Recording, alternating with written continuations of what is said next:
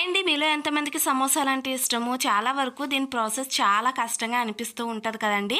కానీ సింపుల్‌గా చిట్టి సమోసాలని ఒక్కసారి ఇలా ట్రై చేయండి. ఫస్ట్ అయితే ఒక బౌల్‌లోకి ఒక కప్పు మైదాని, తగినంత సాల్ట్‌ని, కొంచెం వాముని చేతితో నలిపైతే తీసుకోండి.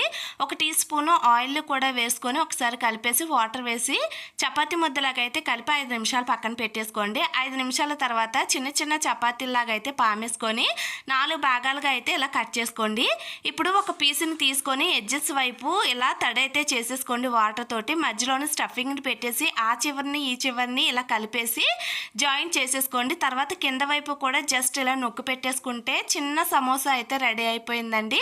అన్నిటిని ఇలా ప్రిపేర్ చేసుకొని డీప్ ఫ్రై చేసుకోండి. డీప్ ఫ్రై చేసేటప్పుడు జస్ట్ ఇలా కదుపుతూ ఉంటే మనకి లోపల బయట బాగా ఉడుకుతాయండి. అంతే అండి, చాలా సింపుల్‌గా చిట్టి చిట్టి సమోసాలని ప్రిపేర్ చేసుకోవచ్చు. నచ్చితే లైక్ చేసి, సబ్స్క్రైబ్ చేసి ఫాలో చేయండి.